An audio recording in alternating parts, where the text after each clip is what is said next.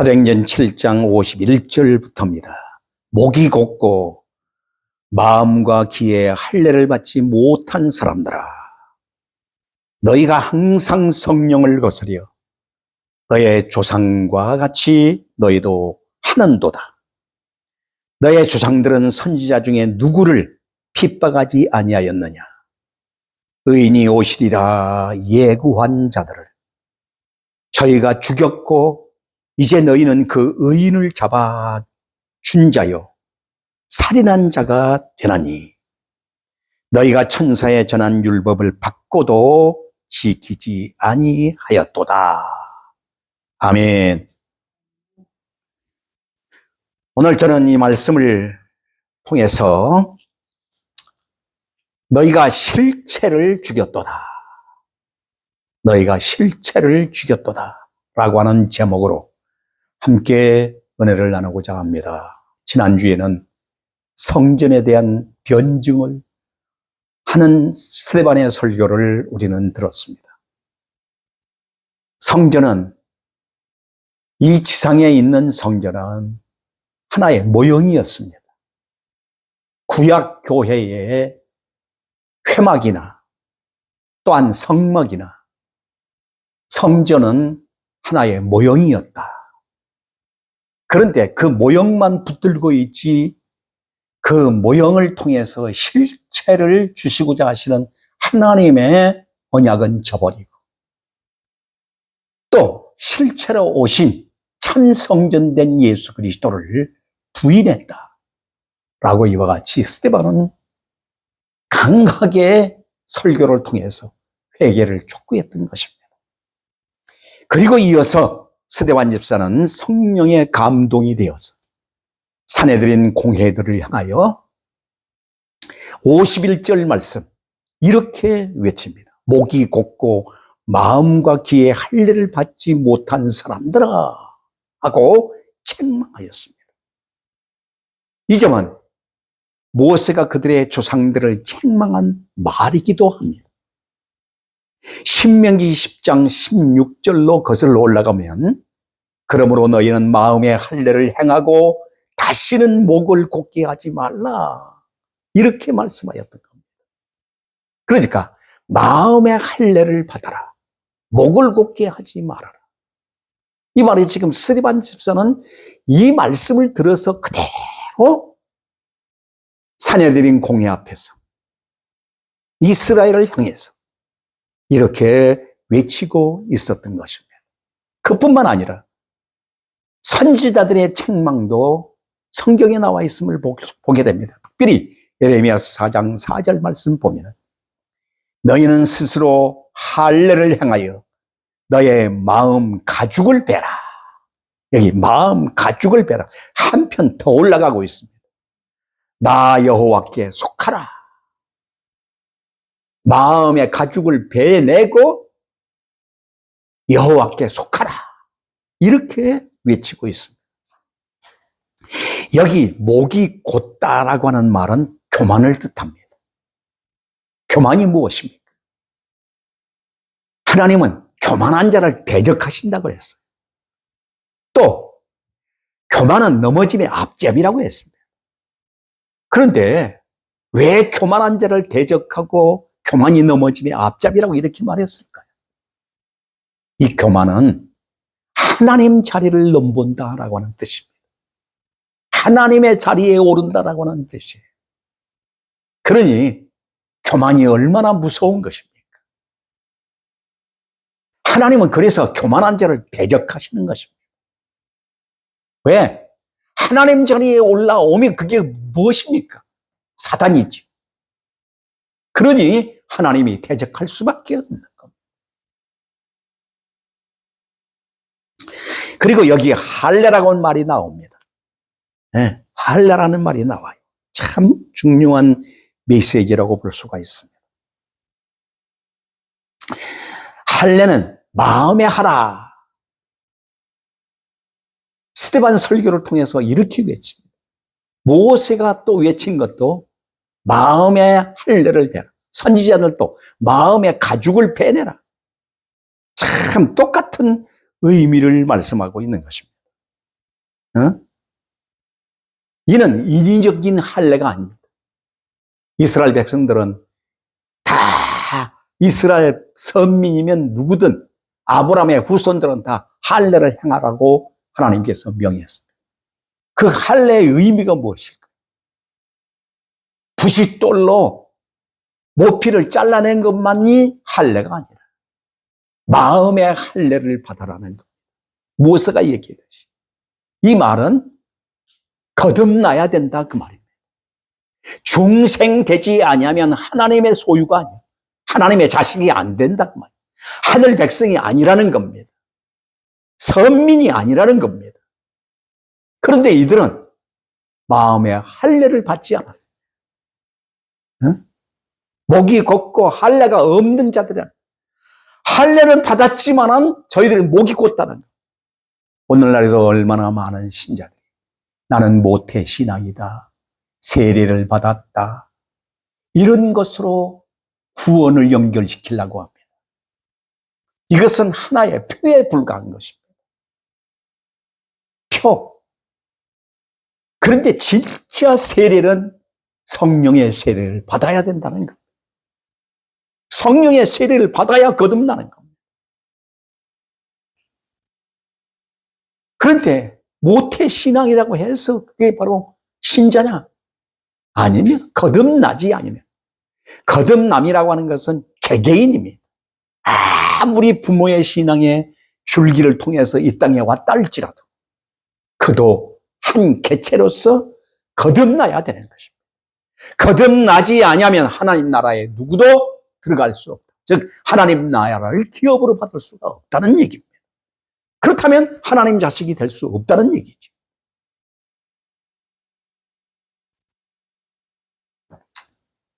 기의 할례를 받아라. 그 말은 뭐예요? 하나님의 말씀을 깨달아 알아라 그 말. 그런데 하나님의 말씀을 지식으로 받았지 할례를 받지 못했다 그 말. 기의 할례를 받지 못했다. 즉 거듭난 인생이야만 하나님의 말씀을 말씀으로 받을 수 있다는 거예요. 성령으로 아니하고는 하나님의 말씀을 받을 수가 없다는 얘기입니다. 그래서 오늘 우리는 늘 조심해야 합니다. 그러면서 51절 이하에 보면은 너의 조상들과 같이 너희도 하는도다. 자, 너의 조상들도 똑같이 하더니 너희들도 똑같이 하고 있다. 아주 그냥 무섭게 책망하며 결론적으로 들어가면서 아주 강력하게 저들의 마음을 파헤치고 있습니다. 어찌하여 목이 곧은 자들아 라고 말씀했을까요?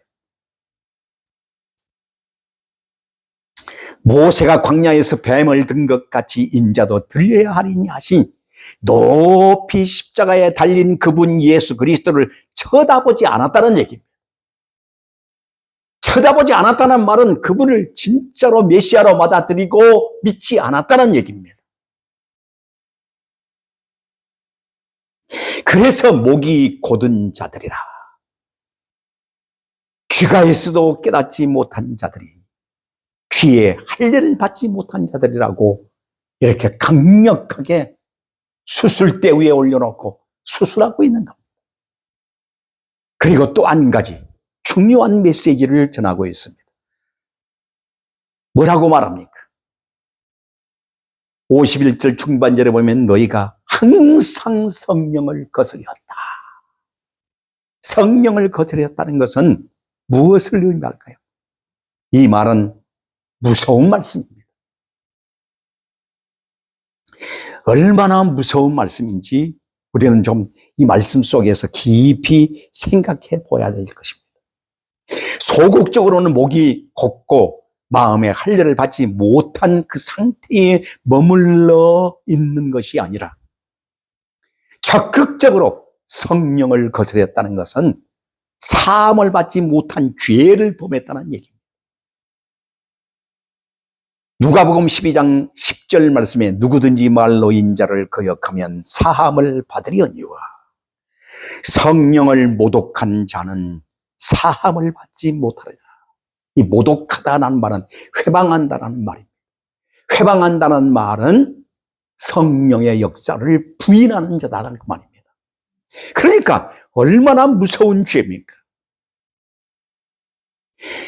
자, 성령 회방하는 죄는 성령의 역사를 부정하거나 왜곡하는 것, 이것이 바로 성령 회방죄입니다. 또 성령의 구원 사역을 거부하는 행위, 이런 행위가 바로 뭐예요? 성령 회방죄다 그 말입니다. 뿐만 아니라 성령의 구원 사역을, 성령이 하시는 구원 역사를 부인한단 말이에요. 믿지 않는단 말이에요. 성령의 역사를 귀신의 역사다라고 이와 같이 몰아붙이는 이와 같은 행위들은 다 뭐예요? 죄다 그 말. 그래서 누가복음 12장 10절 말씀에 보면은 뭐라고 말씀하느냐? 누구든지 말로 인자를 거역하면 사심을 받으려니 성령을 모독하는 자는 사심을 받지 못하리라. 이렇게 말씀합니다. 얼마나 무서운 말씀이에요. 사심을 받지 못한다. 신성모독죄란 고의적으로 하나님에 관한 일들을 비하하는 악을 하나님의 탓으로 돌리는 겁니다. 사람들이 그렇지 않습니까? 악한 사건들을 놓고 하나님이 그렇게 하셨다. 이렇게 하나님께로 돌리는 것. 예수께서 성령을 통하여 기적을 행하는 것을 부정하는 일들이 바로 성령을 회방하는 죄다 하는 얘기입니다. 누가복음 11장 14절로 26절을 보면 예수님께서 말 못하는 귀신 들린 사람을 고쳐주었어. 사람들이 이 사건을 통해서 다 놀라 어떻게 이런 일이 있을 수 있느냐라고 외칩니다. 그러면서 바리새인들과 서기관들, 귀신의 왕 바알세부를 믿고 귀신을 쫓아냈다. 이렇게 막 비난을 하는 거예요. 그래서 예수님께서 이를 들으시고 귀신이 귀신을 내어 쫓으면 귀신의 나라가 어떻게 서겠느냐. 한번 생각해 보아라. 강한 자가 무장을 하고 와서 강한 자를 그 무장을 풀고 지배하고 그가 소유한 모든 것들을 빼앗을 때만이 그는 추방을 당하게 된다. 하시면서 예수님이 이 땅에 내가 하나님의 나라를 저에게 주려고 귀신을 내어 쫓았음을 주님은 간접적으로 말씀하시면서 증거했어요. 그런데 예수님이 귀신의 왕 바알세부를 힘입고 귀신을 쫓아냈다. 이 자체가 바로 뭐예요? 사함받지 못할 죄악이라는, 성령을 모독한 죄라는 것.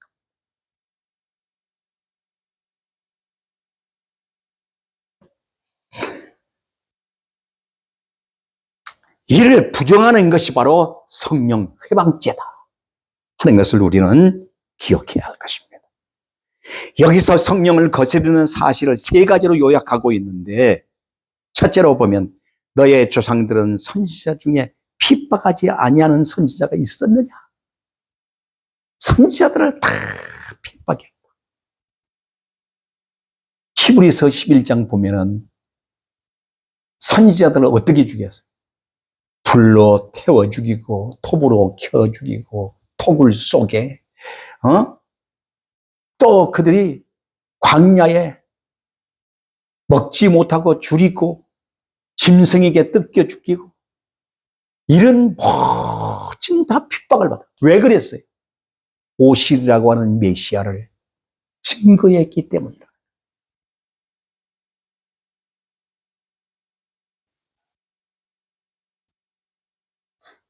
너희도 똑같이 조상들이 하던 그 죄를 범하고 있지 않느냐. 둘째로 의인이 오시리라 예언하던 자들을 저희가 죽였도다. 선지자들을 다 죽였다 그 말이에요. 의인이 오시리라. 오셔야 하나님 나라가 임할 거 아닙니까? 어? 지금 사탄의 왕국 속에 살고 있는 우리의 인생이 얼마나 힘들고 고달프고 어렵냐 그 말입니다. 그런데 오시리라고 하는 이 굿뉴스, 가장 좋은 소식, 임마누엘이 오신다고 하는데 얼마나 복이냐 그 말입니다. 그런데 오히려 오시지 못하도록 저들은 거부했다는 거죠. 셋째로는 이제는 너희는 그 의인을 잡아준 자요 살인한 자다라고 말씀하고 있습니다.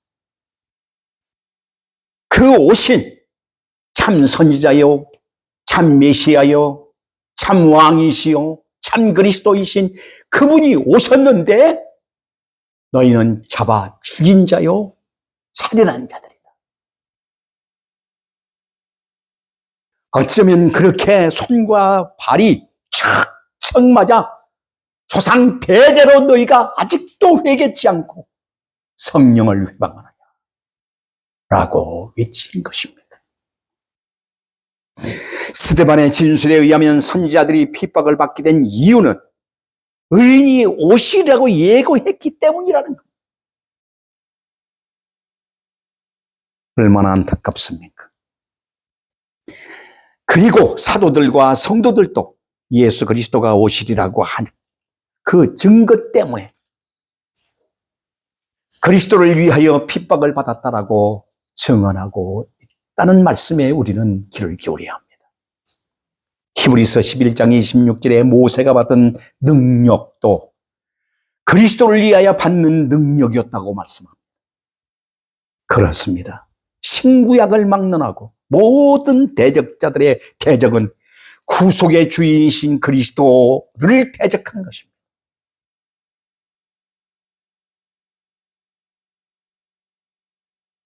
그리고 모든 주의 종들이 받은 핍박은 궁극적으로 그리스도를 위하여 받는 핍박이라는 진리를 우리가 깨닫게 됩니다.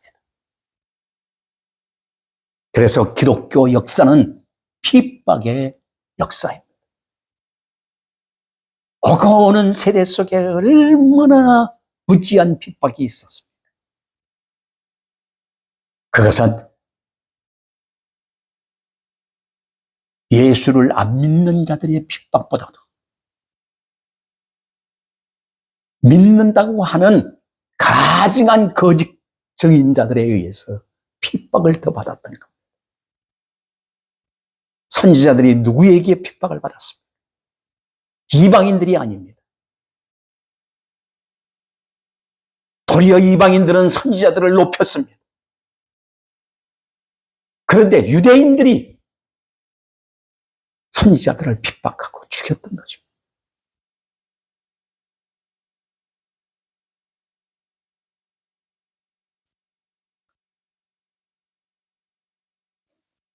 그러면서 그 자손들은 이제 그 의인을 잡아준 자요 살인한 자가 되나니 라고 선포합니다.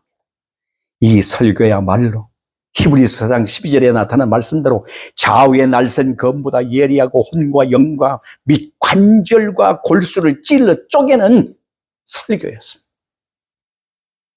스데반은 자신을 변호한 것이 아니었습니다. 예수 그리스도를 변호하고 있으며 신문을 받고 있는 것이 아니라 항상 성령을 거스려 행한 그들과 그들 자신과 조상들을 고발하며 설교를 하였습니다. 너의 조상들은 의인이 오리라 예고한 자들을 죽였고 너희는 그 의인을 잡아준 자요 살해한 자라고 증거하며 설교를 하였던 겁니다. 결국은 그들은 성전을 헐은 자들뿐만 아니라 성전의 실체로 오신 예수 그리스도를 죽인 자요 살인한 자들이었던 겁니다.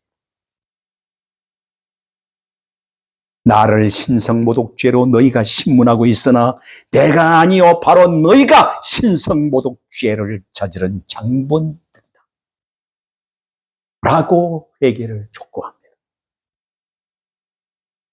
이쯤 되면 케어를 해야 되지 않습니까? 케어 판치를 맞았다면 이제는 바짝 엎드려서 회개해야 돼. 그런데 인간이 그렇습니까? 더욱 완악해져서 스데반을 죽음으로까지 몰고 가고 있지 않습니까? 중생받지 못한 인간은 더욱 악함을 드러내고 있습니다. 이것이 사탄의 세계입니다. 하나님의 나라가 임하기를 원하지 않는 것이 사탄입니다. 오고 오는 세대 속에서 언제나 그래왔습니다. 지금도 기독교에 대한 핍박은 얼마나 강렬하게 세계 속에서 일어나고 있습니다. 오늘 우리는 매일 깨어 있읍시다. 사랑하는 여러분, 나의 일생 동안 목이 곧고 완악해지지 않도록 매일매일 겸손으로 낮아짐으로 삶을 살아내는 성도들 되기를 축원합니다. 또 한 가지, 내 일생 다하도록 성령 회방죄는 짓지 않도록 늘 깨어 성령님의 지시에 항상 민감해 있는, 깨어 있는 그런 성도로 살아낼 수 있기를 축원합니다. 기도하겠습니다. 자비롭고 은혜로우신 아버지 감사합니다. 저희들을 이처럼 사랑해 주시고 은혜와 은총으로 늘 세워주신 것 감사합니다. 무엇보다도 오늘 스데반의 결론적인 설교의 가장 핵심적인 의미, 성령을 회방하고 참 성전인 자를 너희가 죽였도다라고 외치면서 회개를 촉구하고 있습니다. 자비롭고 은혜로우신 아버지, 우리는 예수를 믿는다고 하면서 어떤 지경에 이르고 있는지, 어떤 중심으로 주 예수 그리스도 안에 있는지 항상 저희들을 살피게 하시고 말씀으로 깨어있게 하시며 기도로 깨어있게 하시며 성령님께 항상 묻고 그 성령의 은혜로 삶을 살아내도록 능력으로 역사하옵소서. 감사드리며 예수 그리스도 이름으로 기도하옵나이다. 아멘.